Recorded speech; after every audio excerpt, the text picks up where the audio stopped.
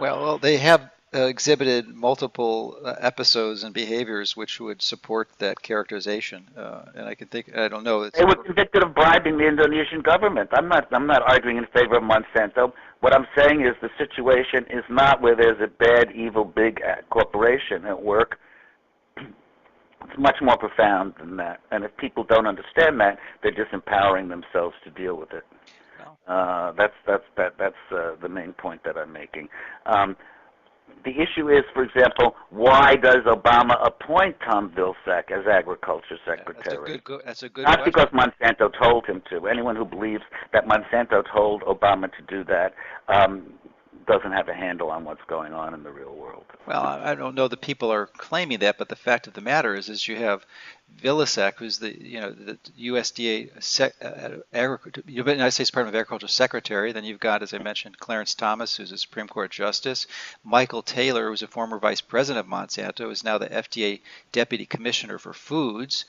And you got Roger Beachy, who is the another member of Obama's administration, who's a former director of Monsanto's funded Danforth Plant Science Director in St. Louis, and he's now the director of the USDA National Institute of Food and Agriculture. So Right. You have the U.S. Trade Representative, Rajiv Shah, Rajesh Shah, who was right? head of the program at the Gates Foundation pushing GMOs on Africa and has no Absolutely. relationship to Monsanto. It's a systemic thing that goes well beyond that. Of course, you've done your research, and I agree with you. All those five people and more that you haven't mentioned Well, over time. he Um, well, Rajiv is actually partnering with Monsanto. Oh, So I know that. I wrote the article about it. yeah, so I'm co-author on the article that revealed this to the public.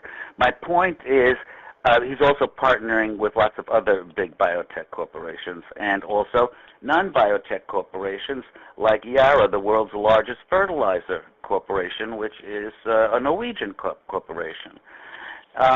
Any rate, one has to be able to do this. My point. I don't want to go around in sure. circles.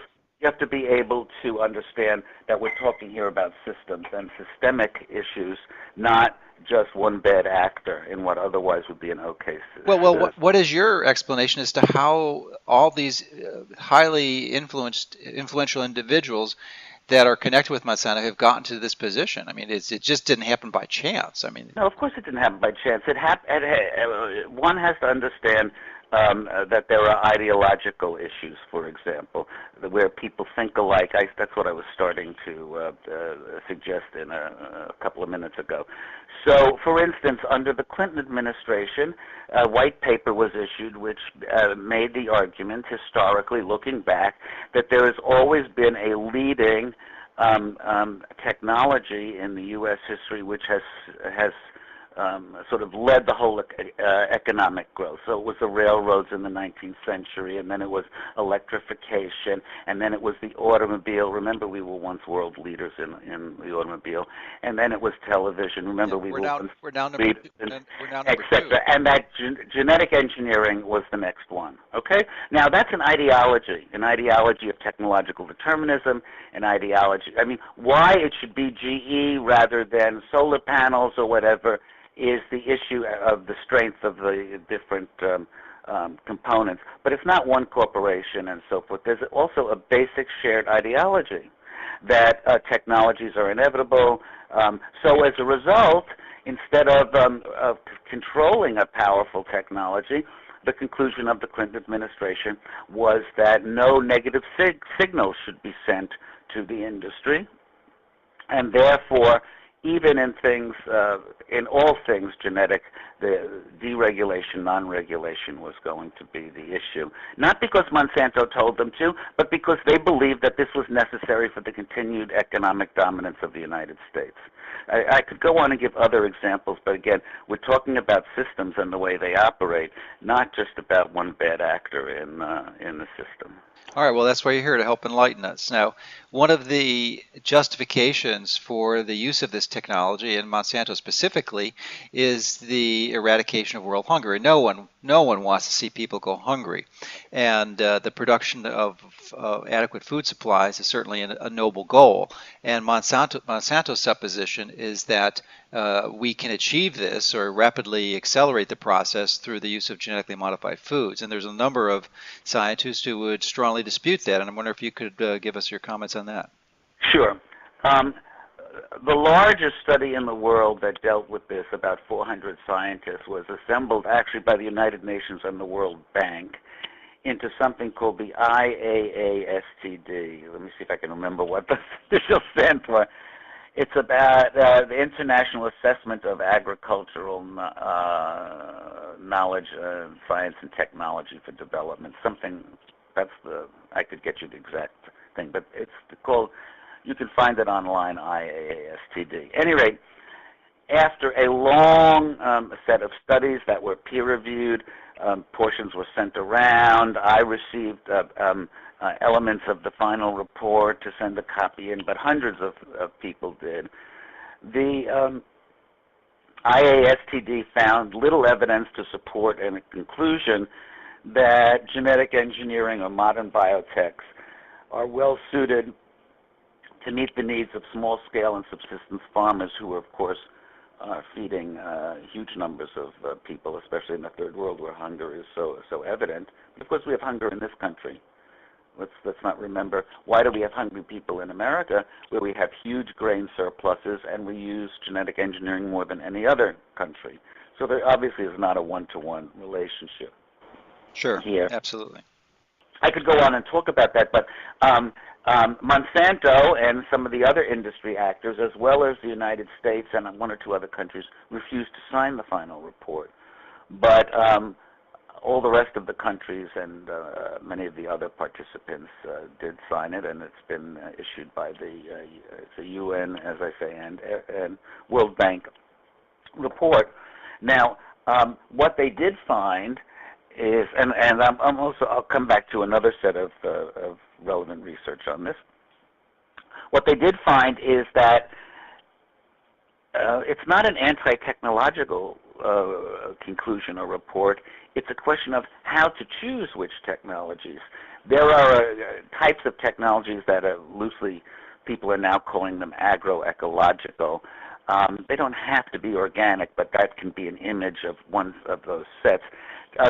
Farming technologies that are actually more productive to good soils, good biodiversity in the fields, et cetera, and can increase productivity. There's also the selection without genetic engineering of among the thousands of species of any of these crops, corn or rice or whatever, of choosing ones that are suitable to that particular climate and geography, rather than, as for example in the American Midwest, we plant one variety of corn for hundreds of miles in every direction and stuff like that.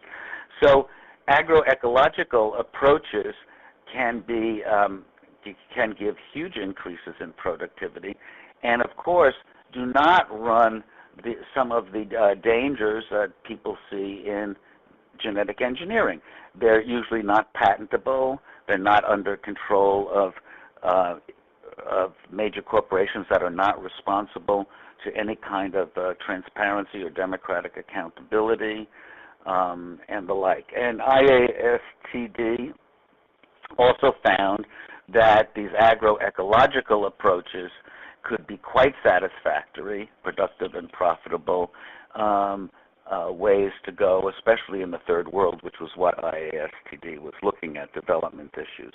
Now, even in our own countries, developed countries, there's a real issue as to whether genetically engineered crops give better yields, are more productive.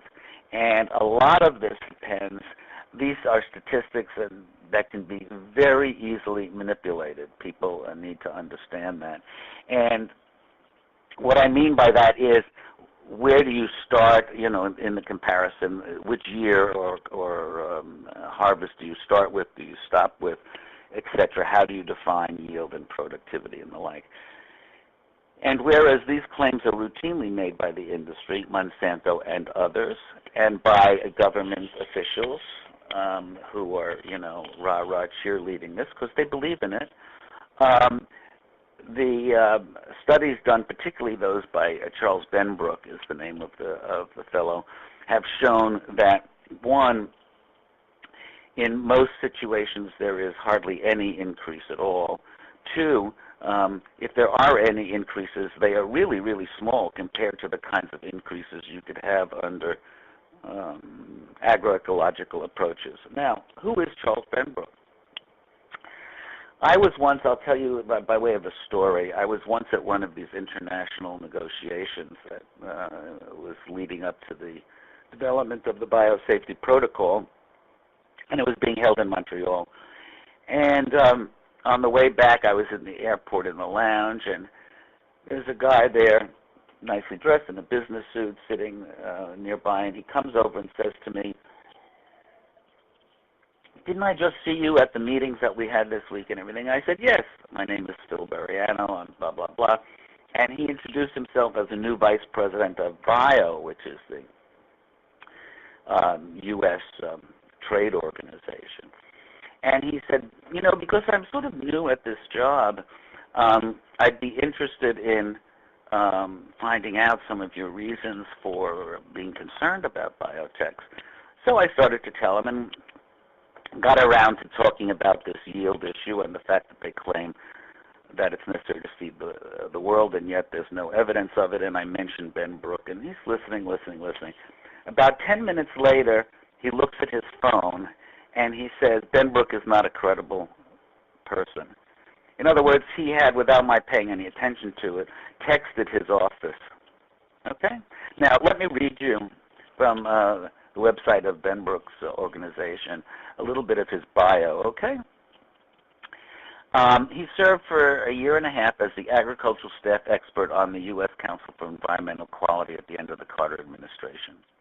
Following Reagan's election, he moved to Capitol Hill, and in 1981 was the executive director of the subcommittee of the House Committee on Agriculture with jurisdiction over pesticides, regulation, research, trade, and foreign ag issues. In 1984, he was recruited to the job of executive director of the Board on Agriculture of the National Academy of Sciences, position he held for 7 years. Okay? I'm not going to go on and on, but Benbrook knows this area and is a credible witness, is a credible researcher. To basically dismiss him, and this is what I meant by worldviews, okay? If you believe strongly in certain things, it's not that you don't know that others out there don't believe differently, but you just dismiss it. You just dismiss it. Yeah, that's common for many areas, of course.